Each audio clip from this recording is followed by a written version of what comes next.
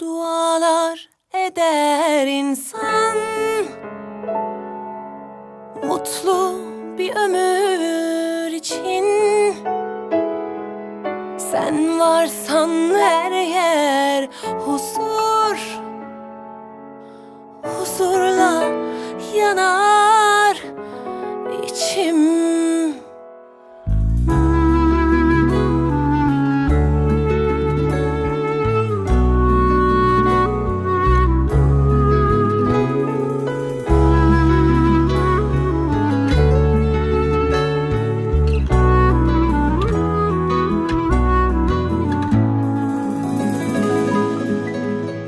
Dualar eder insan, mutlu bir ömür için.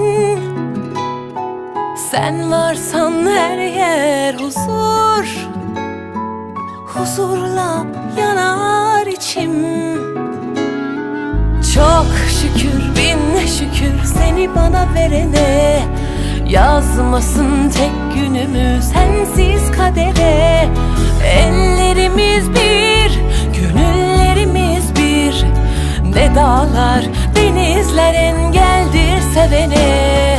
Bu şarkı kalbimin tek sahibine.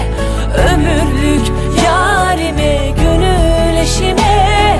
Bahar sensin bana, gülüşün cennet. Melekler nur saçmış aşkım yüzüne.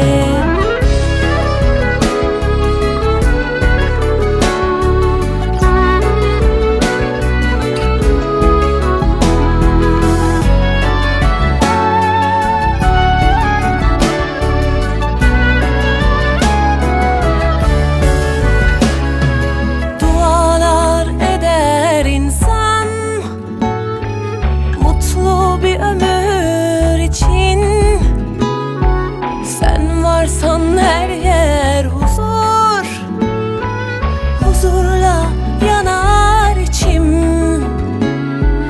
Çok şükür, bin şükür seni bana verene.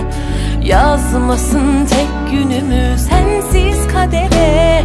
Ellerimiz bir, gönüllerimiz bir. Ne dağlar, denizler engeldir sevene. Bu şarkı kalbimin tek sahibine. Ömürlük yarime, gönül eşime. Bahar sensin bana, gülüşün cennet. Melekler nur saçmış aşkım yüzüne. Bu şarkı kalbimin tek sahibine. Ömürlük yarime, gönül eşime. Bahar sensin bana, gülüşün cennet. Melekler nur saçmış aşkım yüzüne. Melekler nur saçmış aşkım yüzüne.